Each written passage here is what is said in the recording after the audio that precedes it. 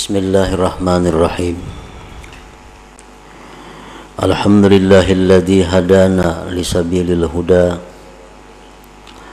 wa ma kunna linahtadiya laula an hadanallahu jalla wa ala.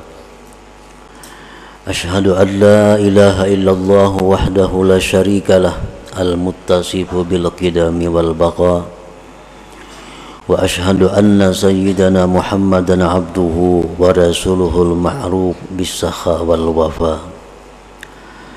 Allahumma salli wa sallim wa barik ala sayyidina wa maulana Muhammadin afdali man bil ardi was sama wa ala alihi wa ashabihi wa dhurriyyatihi wa atba'ihi ila yaumil liqa, amma ba'du. Yang kita hormati dan kita cintai para habaib dan para alim ulama, para muhibbin, hadirin, hadirat rahimakumullah. Alhamdulillah, kita panjatkan puji dan syukur kehadirat Allah Subhanahu wa ta'ala yang telah memberikan kita hidayah, taufik dan inayah sehingga kita pada malam ini dapat kembali berkumpul bersama-sama di majelis yang penuh berkah ini. Salawat dan salam kita haturkan keharibaan junjungan kita Nabi besar Muhammad sallallahu alaihi wasallam dan kepada seluruh keluarga, para sahabat, zurriyat dan pengikut beliau sampai hari kiamat nanti. Para muhibbin rahimakumullah, al-hikmatul ishrun minal hikamil adha'iyah. Qala al-imam Ahmad ibnu Athaillah as-Sakandari rahimahullah wa nafa'ana bi'ulumih. Hikmah yang ke-20 dari Al-Hikam, berkata Imam Ahmad bin Athaillah as-Sakandari rahimahullah, ma aradat himmatu salikin an taqifa indama kushifa laha illa wa nadathu hawatiful haqiqah alladhi tatlubu amamak wa la tabarrajat lahu zawahirul mukawwanat illa wa nadathu haqa'iquha innama nahnu fitnatum fala takfur.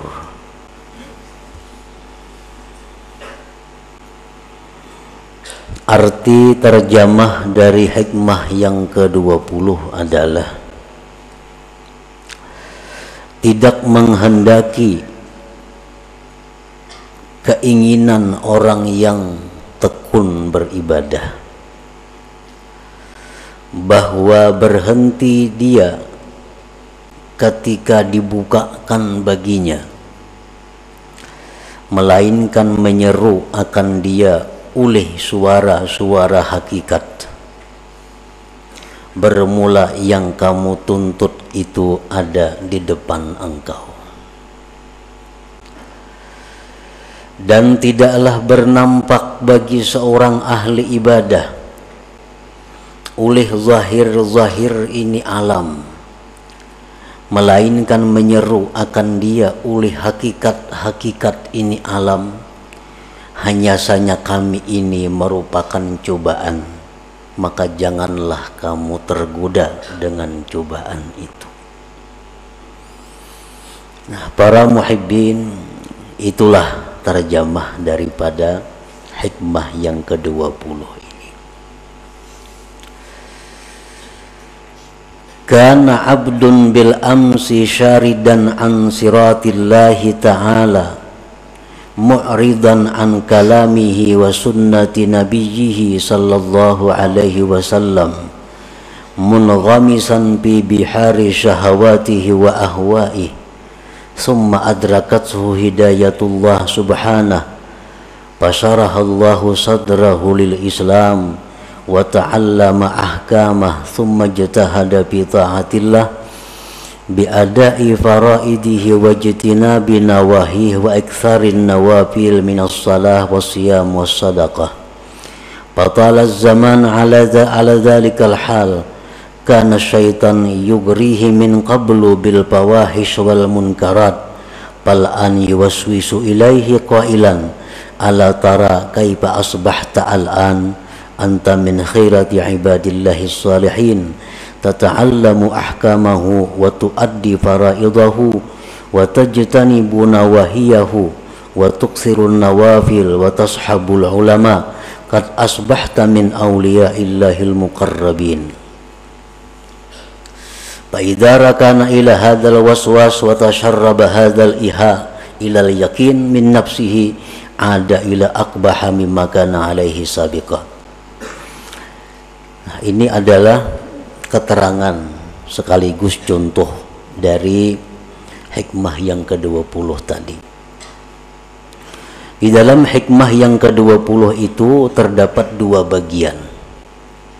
Bagian yang pertama, ma'aradat himmatu salikin an taqifa indama kushifalaha illa wanadathu hawatiful hakikah alladhi tatlubu amamak. Sedangkan bagian kedua yang selanjutnya adalah seorang hamba yang dulunya hamba ini lari menyimpang dari jalan Allah,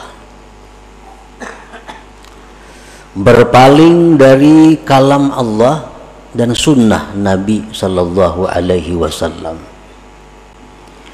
Seorang hamba ini tenggelam dalam lautan syahwat dan hawa nafsunya.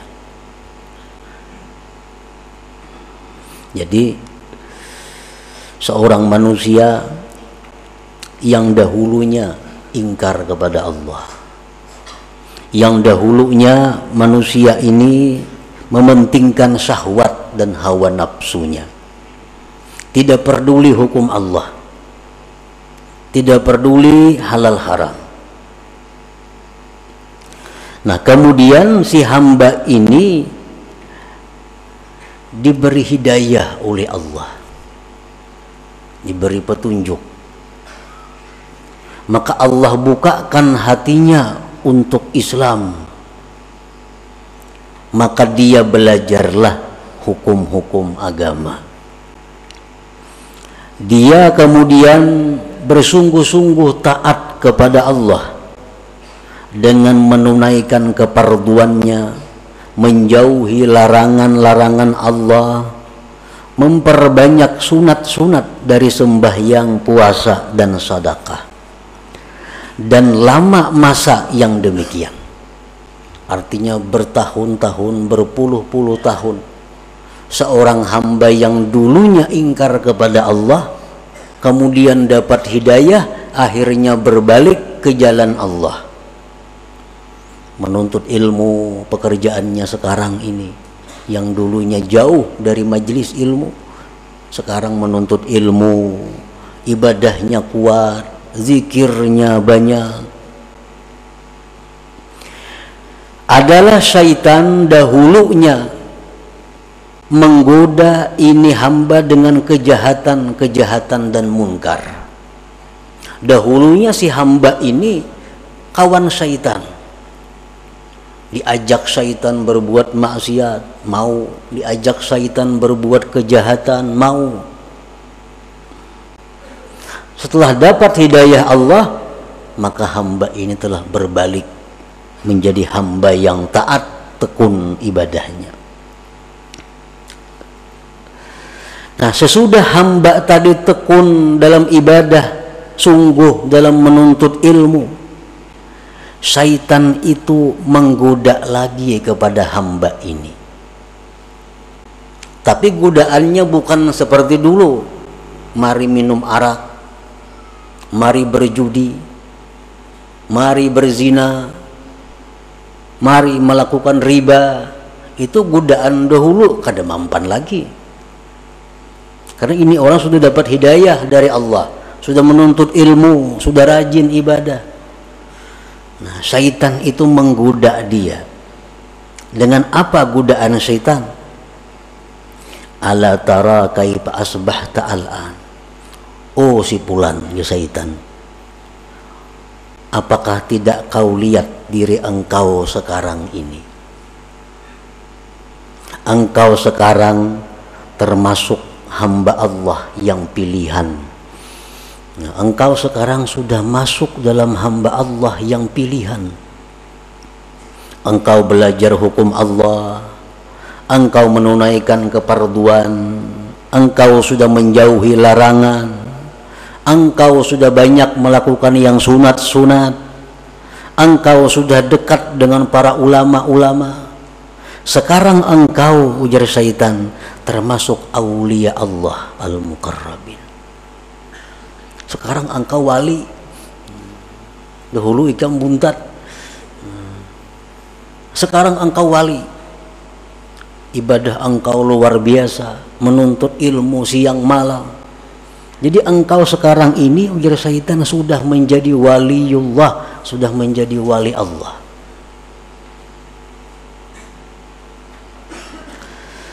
Nah, apabila si hamba ini setuju dengan bisikan syaitan itu,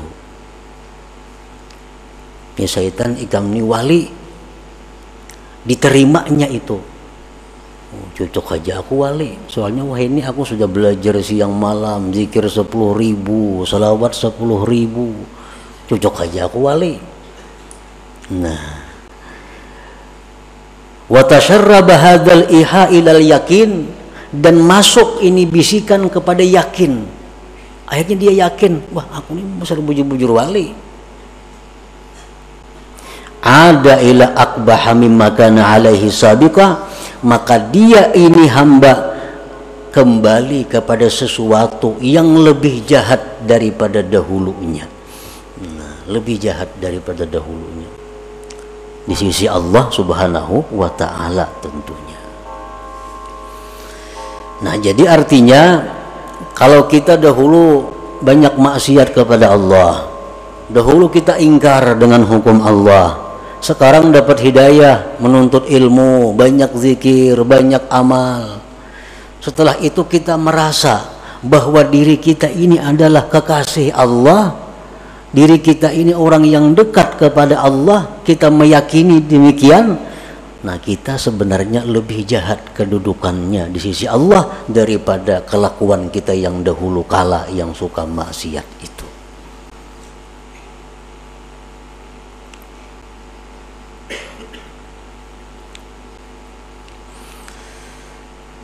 Itulah yang dikhawatirkan oleh Rasulullah sallallahu alaihi wasallam. Dalam sebuah hadis beliau bersabda, "Lau lam tuznibu la khasyitu alaikum ma huwa akbaru min dzalik al-ujubu al-ujubu." Ujar Nabi, andai kata kalian itu tidak berbuat dosa sama sekali, aku sungguh takut kepada kalian akan jatuh dalam dosa yang lebih besar, yaitu dosa sifat ujub. Dosa sifat ujub tadi.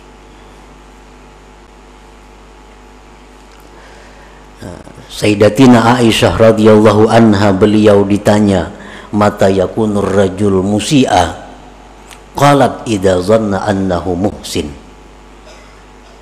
Kapan seseorang itu dikatakan jahat di sisi Allah? Ujar Aisyah menjawab, bila mana dia sudah menyangka dirinya baik. Bila mana kita menyangka diri kita ini sudah baik, berarti kita orang yang jahat di sisi Allah Subhanahu wa ta'ala.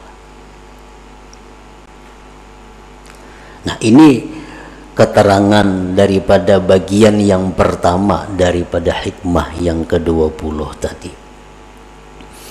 Nah, para muhibbin rahimakumullah, jadi syaitan ini, ujar para ahli suluk, mengatakan selalu berusaha menggoda kita sampai kepada tahapan-tahapan yang ke-7, baru syaitan itu berakhir menggoda kita. Sampai 7 tingkat keadaan-keadaan kita, syaitan selalu membisik kepada kita agar kita gugur, agar kita terjatuh ke dalam jurang yang hina. Nah, untuk menghindari, menjaga keselamatan dari godaan-godaan syaitan yang 7 tingkat itu, 3 hal yang kita perlukan. Pertama, ilmu yang pertama. Yang kedua, doa kepada Allah agar dipelihara. Yang ketiga, kawan yang baik. Nah, 3 macam itu kalau kita ingin selamat. Para muhibbin rahimakumullah, apa yang 7 itu?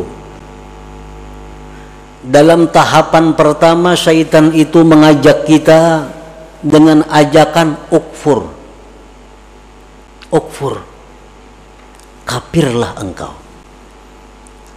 Icam jaka kafir, nyaman kada besembayangan, kada berpuasaan, kada berzakat, kada istilah perjinahan, kafir.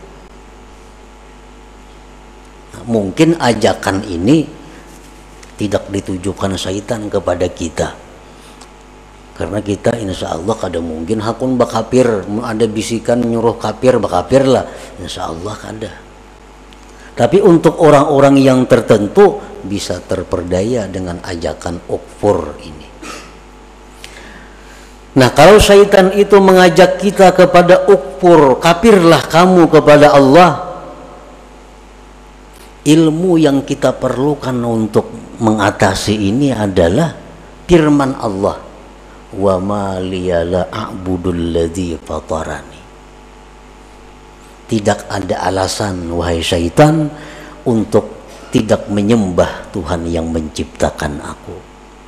Kalau engkau mengajak aku kepada kafir wahai syaitan, aku tidak ada alasan untuk tidak menyembah Tuhan yang menciptakan aku.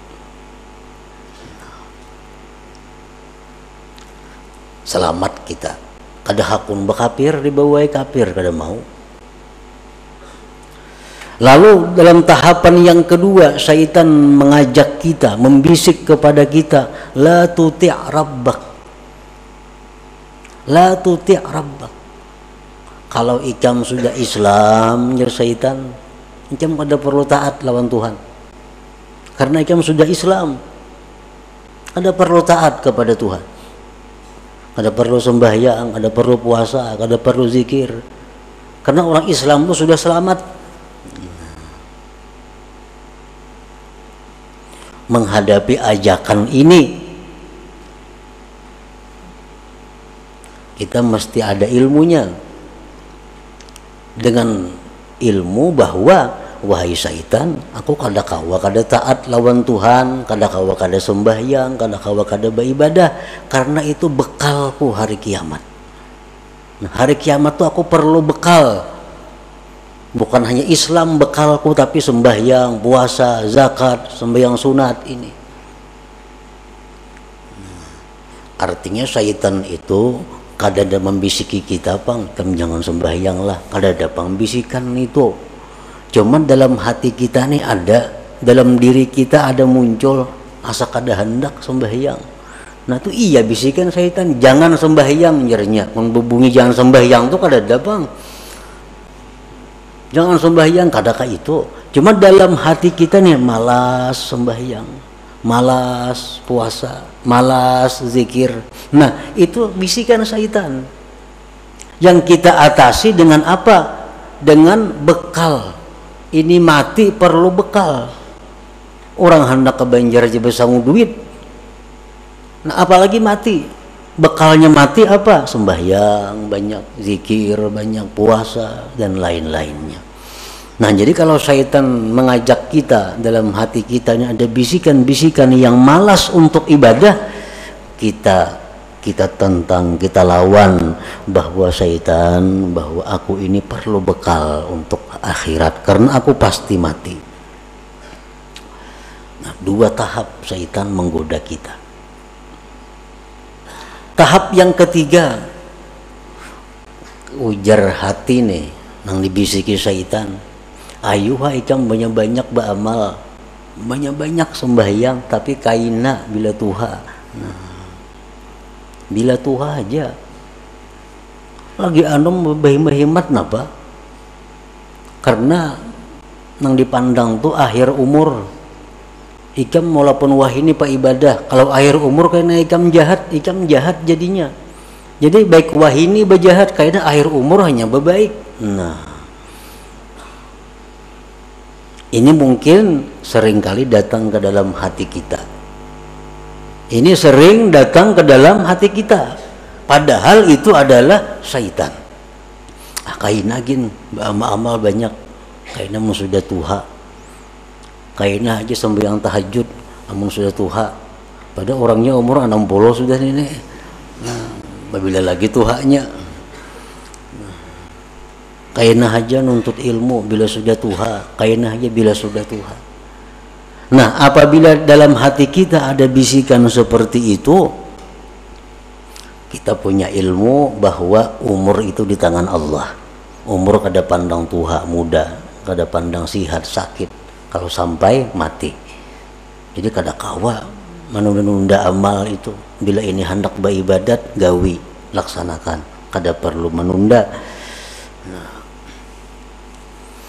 Nah, para muhibbin rahimakumullah, syaitan itu hati kita ini dibisikinya lagi. Jadi syaitan, kalau engkau memang hendak beramal beribadat juga, ajil, lakasi beramal, sembahyang jam 1000 rakaat semalaman kayak Zainal Abidin, atau 500 rakaat kayak Imam lakasi. Nah, digasaknya kita oleh syaitan supaya banyak-banyak beramal. Tujuannya apa? Bila kena banyak kita busan ampe. Atau lagi tujuan syaitan bila banyak-banyak itu berancap-ancap kada sempurna, sembahyang kada bertumak ninah jadinya. Itu tahapan yang keempat daripada syaitan, bahwa segera. Nah, ini kita atasi syaitan dalam hati kita, kita bisiki, aku beramal kada perlu belaka-lakas, yang penting aku sempurna, kada perlu berancap-ancap, karena begitu ada niatku sudah beramal itu sudah masuk. Perlahan kita gawi, perlahan sembahyang, perlahan baca Quran kita perlahan. Nah, tahapan yang kelima, syaitan ini menggoda kita lagi dengan godaan apa? Nah, syaitan kalau ikam sudah perlahan itu, ikam tunggu, ikam akan dipuji oleh seluruh makhluk. Ikam akan dipuji oleh manusia, ikam akan dipuji oleh orang-orang besar karena mengakui kehebatan engkau. Ikam ahli ibadah, ibadahnya bagus. Nah, supaya kita ini ria. Nah, kita atasi demikian, wahai syaitan, aku beribadah kada mengharapkan pujian orang, aku beribadah kada mengharap penilaian orang. Yang kutuju itu adalah penilaian Allah. Aku cukup Allah yang mengetahui aku beramal, kada perlu orang lain.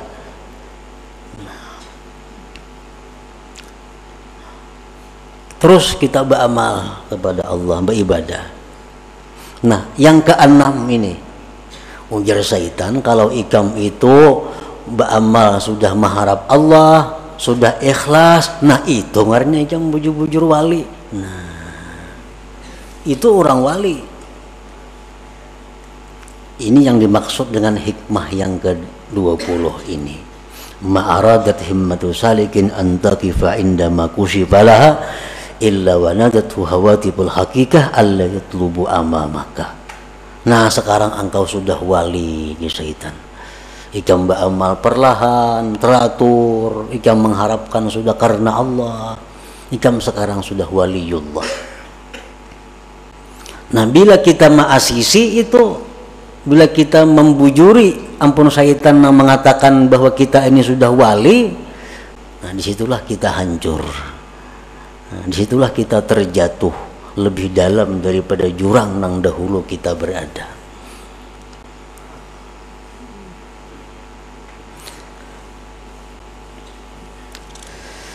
Nah, fasabilus salama li hadzal abdi ayyujiba syaitan aina ana minal awliya was salihin wa ana warikum bi bihari taksir wa qillatil ilm qalbi mashghulun bid dunya wa ma ukhlisu fil amal wa lam a'lam hal tuqbalu taubati amla inna ma ana abdun hakir katsiruz dzunub arju rahmat rabbi. Di waktu syaitan tadi, di waktu hati kita berbisik bahwa kita ini dekat dengan Allah, di waktu hati kita bicara bahwa kita ini sudah dikasihi, dicintai Allah, di waktu hati kita bicara kepada kita bahwa kita ini wali, itu hendaknya dijawab, bah, kada mungkin aku ni wali, kada mungkin aina ana minal aulia, kada mungkin aku ni wali, aku ni masih banyak kurang, ilmunya kurang, hatiku masih banyak kepikiran dunia, amal ibadahku belum tentu ikhlas, dosa-dosaku dahulu belum tentu diampuni Allah, tubat-tubatku belum tentu diterima, aku ni adalah hamba yang hina, yang banyak dosa, yang mengharapkan rahmat Tuhan. Nah, ini yang jawabannya kalau timbul bisikan di hati kita. Itu yang dimaksud dengan wanadathu hawatiful hakikah alla yadlubu amamaka. Aku ini masih banyak dosa, walaupun aku beribadat, walaupun aku baca Quran, tapi dosa-dosaku dulu belum tentu diampuni Allah. Tobat belum bisa diterima, belum tentu diterima. Nah, bila kita mampu menentang yang demikian tadi dengan perasaan-perasaan bahwa kita masih hina, kita masih banyak dosa, kita masih jauh dari Allah, berarti kita berhasil, berarti kita selamat. Siti Aisyah tadi dikata, kapan seseorang itu dikatakan jahat di sisi Allah? Bila mana dia menganggap dirinya sudah baik. Kapan seseorang yang baik di sisi Allah? Bila mana dia masih menyangka dirinya jahat. Bila mana dia menyangka dirinya masih jahat, dirinya masih banyak dosa, dirinya masih hina, itulah yang baik di sisi Allah Subhanahu wa ta'ala. Nah, para muhibbin rahimakumullah. Jadi yang keenam tingkatannya ujub ini. Dan bisikan-bisikan itu pasti ada di dalam hati kita. Yang ketujuh itu datang lagi dalam hati kita.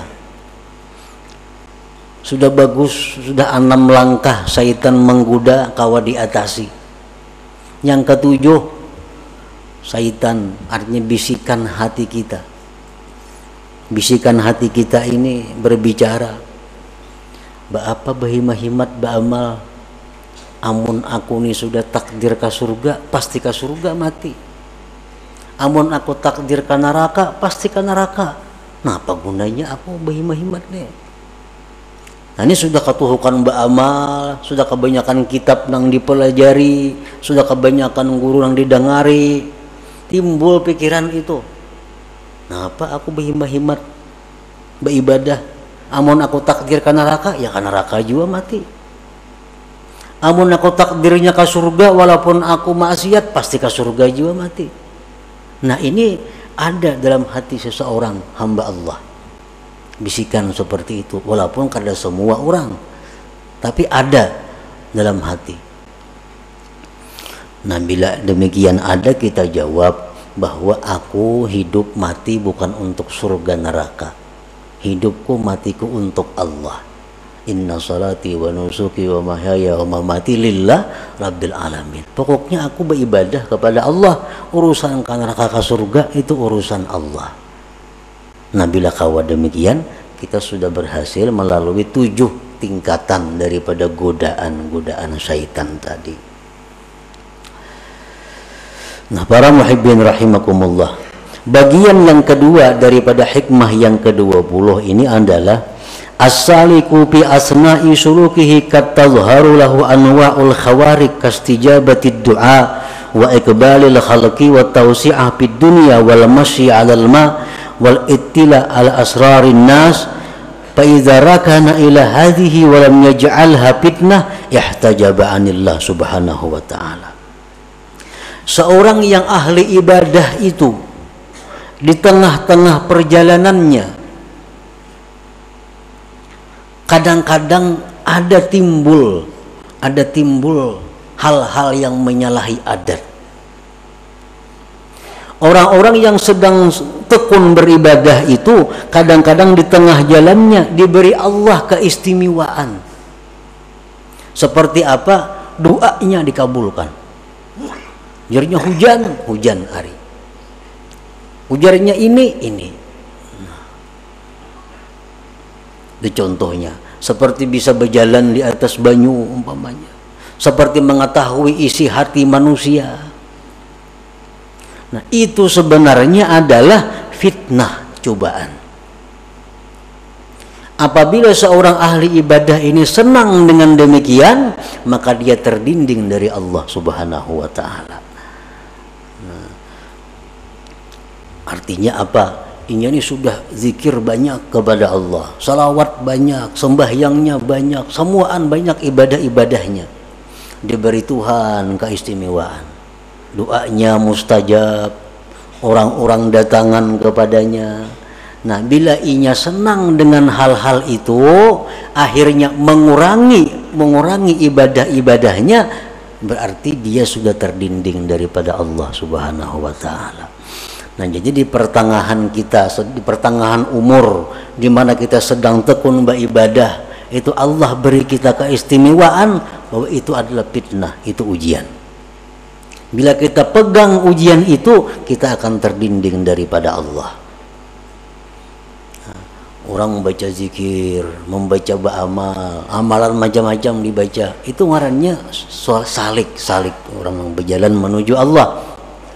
Nah, kadang-kadang kena orang ini di tengah jalannya mustajab doa. Ada orang garing ditiupnya sigar, ada orang garing diberinya banyu sigar. Akhirnya ini asik dengan itu. Akhirnya jadi penambaan. Pada tujuan asal untuk jadi orang yang dekat kepada Allah. Zikir, baca salawat, dicoba oleh Allah dengan demikian. Ada orang minta ini sigar, ada minta ini kabul, ada minta ini berhasil. Akhirnya sibuk melayani itu. Ibadah-ibadah yang sudah dirintis tertinggalkan. Nah, ini artinya ihtajaba anillah. Jadi bila mana kita mengalami yang demikian, maka janganlah kita anggap itu satu kebanggaan. Jangan kita anggap itu satu kemuliaan. Tapi innama nahnu fitnah, kami hanya cobaan. Itu hanya adalah ujian dari Tuhan. Apakah kita berhenti sampai di situ atau terus berjalan beribadah sebagaimana yang sudah dirintis terlebih dahulu. Nah, itulah para muhibbin rahimakumullah, sebagian daripada maksud yang bagian kedua dari hikmah yang ke-20 ini. Mudah-mudahan kita diberi Allah taufik hidayah sehingga dapat mengamalkan ilmu pengetahuan yang diberikan Allah kepada kita. Amin ya rabbal alamin.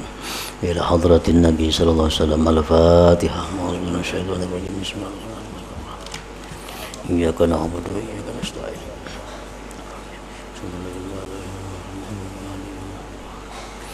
يا الله بها يا الله بها يا الله بحسن الخاتمة يا الله بها يا الله بها يا الله بحسن الخاتمة الله بها يا الله بها يا الله بحسن الخاتمة فيا أيها الرجل منه شفاعة عليه وسلم تسليما اللهم صل وسلم وبارك